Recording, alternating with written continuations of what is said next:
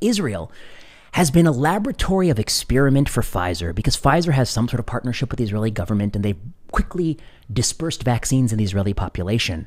And once they have offered vaccines and boosters and second boosters and beyond in the Israeli population, researchers go back and they look at people who happen to have gotten the booster versus those who didn't get it, and they look at their outcomes thereafter. And one of these studies was published in December 2021, a couple of years ago, in the New England Journal of Medicine. And it claimed that boosters lowered the risk of COVID-19 death, this is the first booster, so the third shot, by 90%. Okay, 90%. And that is a big difference. Those of us who study medicine for a living would think it's kind of preposterous that it would be such a big difference, when very likely what is the case is that the first dose exerts the biggest difference and then each subsequent dose has diminishing returns and the tipping point of risk-benefit probably varies by age and comorbidities and prior COVID status. That's just medicine 101, okay, but these people claimed it was a 90% benefit. What they didn't tell you in this publication was how many people in the group that got boosted versus the group that didn't get boosted died of things besides COVID-19. Of course, people who rush out to get a booster versus those that don't rush to get the booster are different in ways beyond getting the booster. And that's one of the problems with observational data. They have to correct for those differences so that they can isolate the effect of the booster.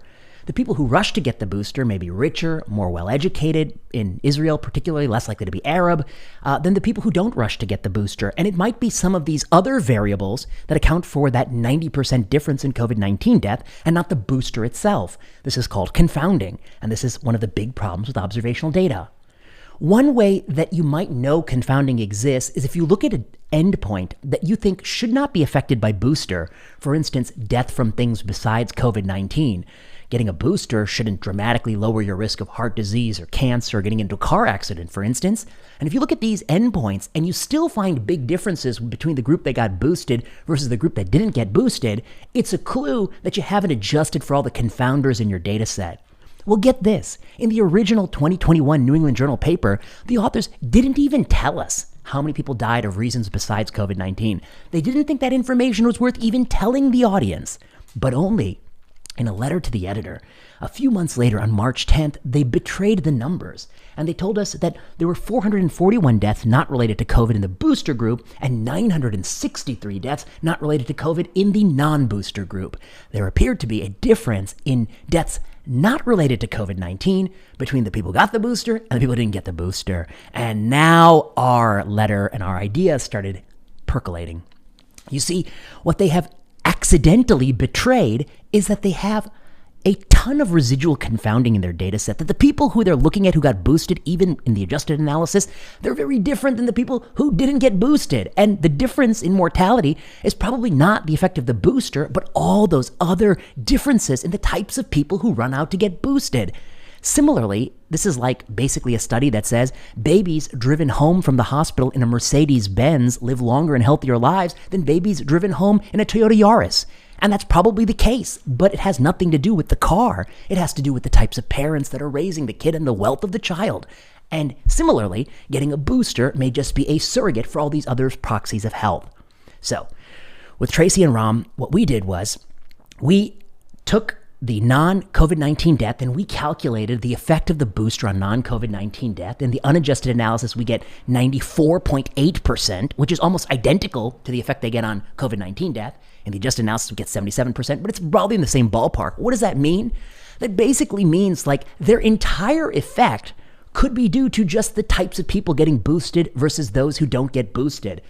Our paper in the New England Journal is called The Potential Healthy Vaccinee Bias in a study of the Pfizer-BioNTech vaccine against COVID-19.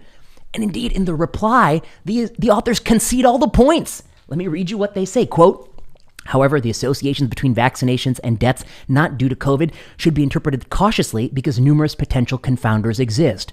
Duh, but they also exist for the deaths due to COVID. You know, that's the part that's not entering into your little head.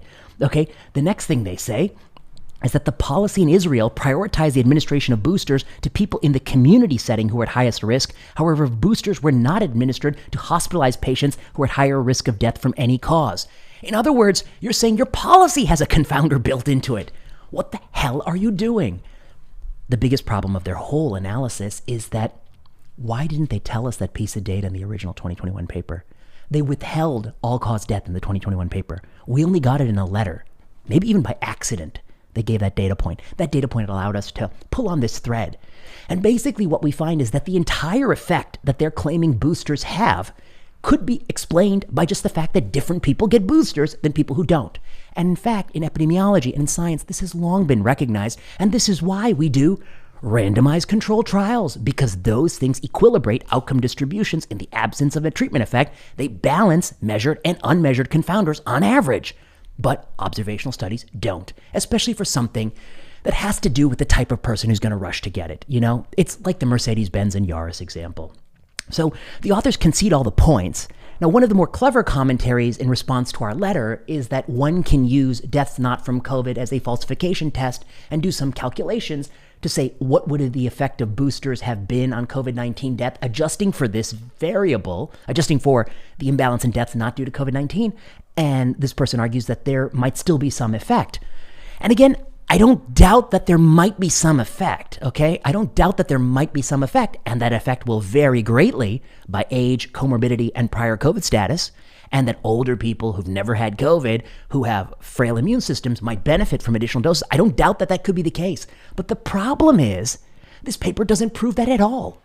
And the other problem is that the FDA doesn't make Pfizer, who has $100 billion 100 billion reasons why they can run this study. That's just the amount of money they made from Paxlovid and vaccines. $100 billion why they can run this study. And the FDA doesn't make them do this study. The FDA is like Pfizer's lapdog. It's a little puppy dog that does whatever Pfizer says. It's enriching Pfizer and screwing the American people. The FDA's purpose is to make the manufacturer conduct well-done studies that inform the population. Right now, I'm a 40-year-old man in good health. There is no credible data that ever supported the booster that I was compelled by my employer to get at the risk of being fired. There's no data. That is an unethical mandate. That's an unethical approval and an unethical authorization. And this policy is bad for public health. It rots the core of public health. I don't trust public health anymore. And I am a public health expert. I have a MPH from Hopkins and I'm a professor of epidemiology. So that's what happens when you overplay your hand. We caught them red-handed. They slipped up. They gave us a piece of data that they didn't want to give us. This also goes to point to a separate issue, which is you should post your data sets. You shouldn't make us beg to get all-cause mortality, which proves that you are screwing up your analysis, by the way.